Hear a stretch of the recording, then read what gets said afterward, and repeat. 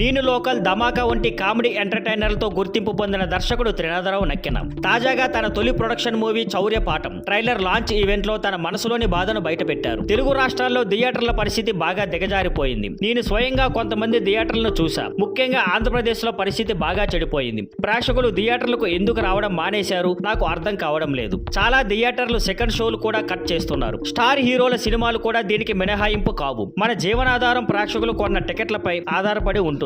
మన జీవనాధారం ప్రేక్షకులు కొన్న టికెట్లపై ఆధారపడి ఉంటుంది అంటూ తన ఆవేదనను వ్యక్తం చేశారు. ఆయన చెప్పిన బాధ నిజమే. ఏపీ, తెలంగాణ రాష్ట్రాల్లో కూడా వేసవిలో థియేటర్లు ఖాళీగా ఉండటం నిజంగా ఆలోచించాల్సిన విషయం. కానీ ఇది పూర్తిగా ప్రేక్షకుల తప్పు కాదు. ఒక విషయాన్ని మనం ఒప్పుకోవాలి. ప్రేక్షకులు ఎప్పుడు మంచి సినిమా కోసం థియేటర్లకే వస్తారు. ఇప్పుడు ట్రెండ్ మారింది. ఓ డబ్బేరుడి కంటెంట్ ఉన్న సినిమాకి ప్రేక్షకులు తమ డబ్బు, సమయం వేసే పరిస్థితిలో లేరు. ఉదాహరణకు 300 కోట్లు ఖర్చు పెట్టిన గేమ్ చేంజర్ సినిమా కంటే 50 కోట్లతో తీసిన సంక్రాంతికి వస్తున్నాం అనే సినిమా ఎక్కువ వసూలు సాధించడంతో స్పష్టం అవుతుంది. అలాగే కోర్ట్, మ్యాడ్ స్క్వేర్ ఇవి రెండు చిన్న బడ్జెట్ సినిమాలైన శక్తివంతమైన కంటెంట్ తో ప్రేక్షకులను ఆకట్టుకొని వరుసగా 50 కోట్లు నుంచి 75 కోట్లు వసూలు సాధించాయి. ఇంకా కల్కి, దేవరా, పుష్ప 2, బలగం వంటి సినిమాలు కూడా మంచి కంటెంట్ తోనే బ్లాక్ బాస్టర్స్ అయ్యాయి. ఇదే సమయంలో త్రినాథరావు నక్కిన దర్శకత్వంలో వచ్చిన మజాకా సినిమా మాత్రం ఔత్సాహికమైన కంటెంట్ లేకపోవడంతో ప్రేక్షకులు తిరస్కరించారు. మొత్తానికి చెప్పాల్సిన విషయం, ప్రేక్షకులు తక్కువ బడ్జెట్ అయినా సరే మంచి కంటెంట్ ఉన్న సినిమాలకు స్టేజీలు, వేదికలు అందిస్తున్నారు.